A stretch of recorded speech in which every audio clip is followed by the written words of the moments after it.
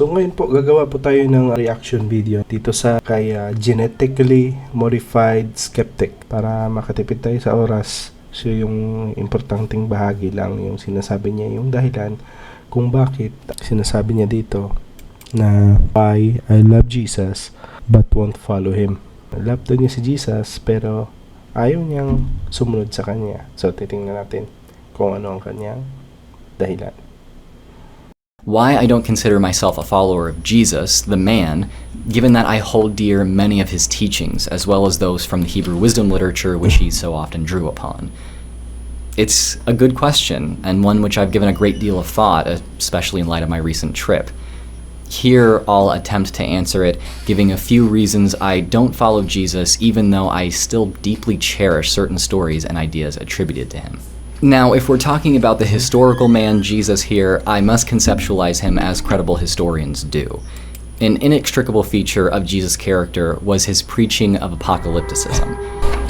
So interestingly, no? Kasi right now, sa panahon natin ngayon, isa ito sa pinaka-established na part ng Christianity na talagang it's making sense on what we know already about the nature, about the universe and its future. You know? So, siya problema dun. Ang mundo ay mag-e-end. This was the view that evil spiritual forces such as demons and principalities had taken over the world, causing all the suffering we experience and all the wrongdoing humans commit. Any day now, though, God was to come to earth, drive out these evil forces, judge the righteous and unrighteous, and establish his utopian kingdom on earth. I think itong mga principalities na sinasabi niya, kaya ng mga angels, mga fallen angels, at saka mga forces na sinasabi niya dito na hindi ka panipaniwala para sa kanya, hindi naman nire-rule out ng scientific community ang tendency na may mga extraterrestrial life forms. And in theory, itong mga demonic forces na sinasabi sa Book of Revelation, in theory, ay mga tinatawag na extra-dimensional beings. So, I don't think it's being ruled out. Nakita nga natin, matindi pa rin ang pagsisearch, no, ng mga scientists sa mga extraterrestrial life forms. Ang iba nga, nag-hope pa, no, na maka-detect sila ng ibang civilization. So, I don't think it's really at odds with scientific advancement, no, at sa ating mga expectations regarding sa mga data na nakukollect natin sa ngayon. So, keep this in mind as I'll reference this idea throughout the video. Evil forces are not to blame. The first reason I'll give for not following Jesus is that I don't believe that suffering or wrongdoing are a result of evil, much less spiritual forces. Behind all experiences which we'd call suffering is a nervous system. Okay.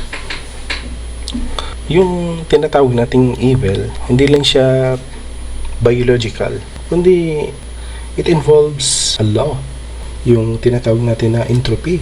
So, hindi natin masasabing biological lang siya. Although there is an effect on our biological system, but fundamentally, it is more than that. Kasi, kumbaga, kahit noong nag-uumpisa pa lang nabubuo yung universe, meron ng entropy. No? So, it's like we've been created to be like that. So, this is just a part of our biology which evolved to help us survive. I don't think it's just a biological reaction. Yung biological reaction, it's only triggers naturally.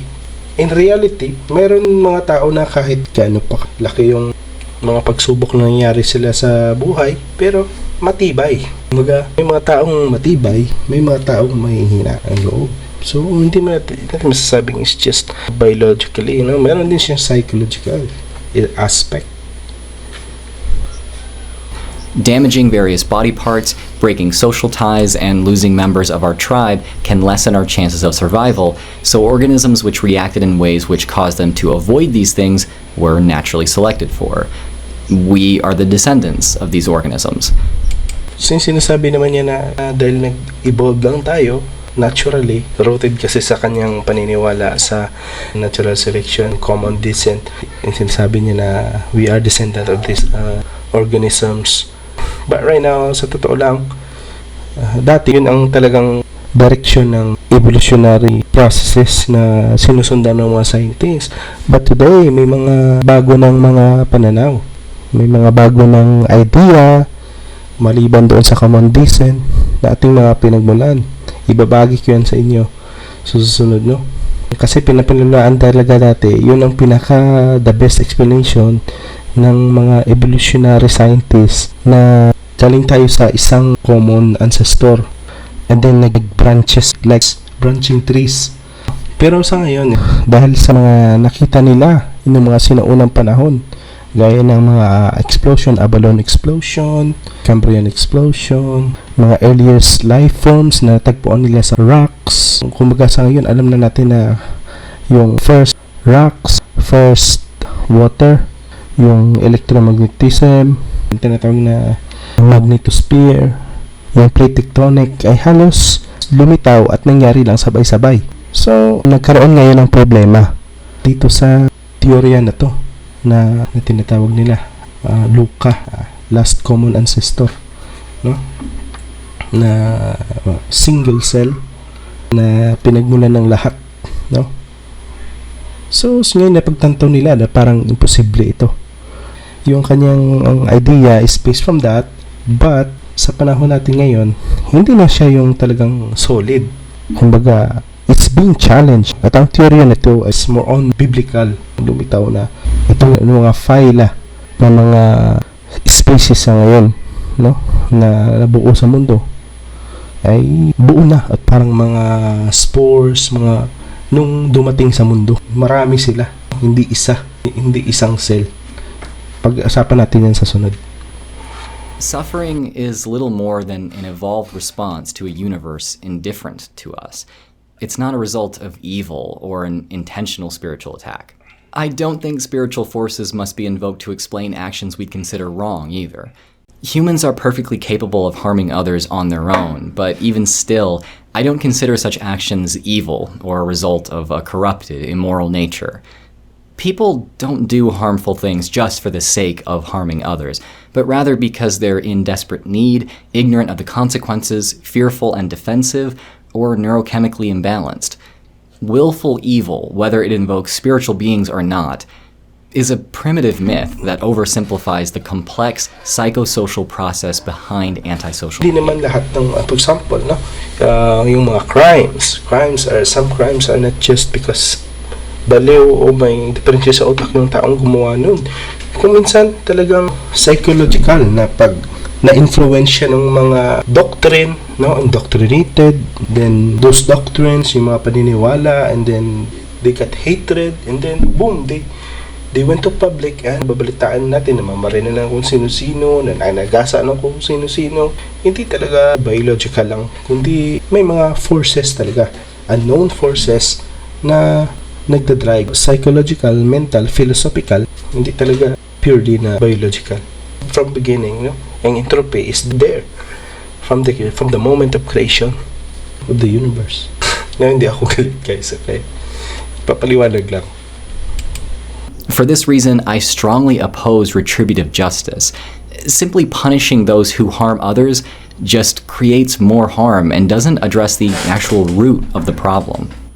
Oops, sandali lang. Merong confusion dito. Yung pinaghahalo niya yung Doomsday, yung Judgment Day, tsaka yung tinatawag na Second Coming, yung eschatological na yung sinasabi sa Book of Revelation, pinaghalo niya yung justice system natin sa ngayon, at tsaka yung apocalyptic Doomsday na sinasabi doon sa Book of Revelation. Dito yung clip na to sumablay. Sa ngayon, ano naman natin, there is a mandate on the Book of Romans. Galing mismo sa Apostle Paul. He cleared this up on the early chapter of the Book of Romans na itong teaching niya is nakuha niya ito mismo sa kay Christ. Inuutusan niya rin sila na mag-submit sa government. Sinasabi nga niya na kung gagawa kayo ng masama, hindi mananagot kayo sa mga otoridad. Which is, I don't think it's really complicated, you know? Kung tingnan natin yan, yung part na yan. Pero kung i-mix mo yung apocalyptic doomsday dito sa justice system natin sa ngayon, mali talaga. I think this is where he really messed up here big time. It's because what happened there is not retributive justice. It's rather, yung mga namatay doon are casualties of wars. Kasi nga, makikipagdigma sila. They will wage war. He will wage war with those group of people na makikipaglaban sa kanya. It's a war. So, you cannot call it retributive justice. Ang proper na tawag sa mga namatay doon sa Apocalyptic Doomsday sa Book of Revelation, kung yun talaga ang titingnan niya, is the fallen service people, no, or soldiers. They got killed in a war. It's not retributive justice. Rather, they are combat casualties or fallen service personnel.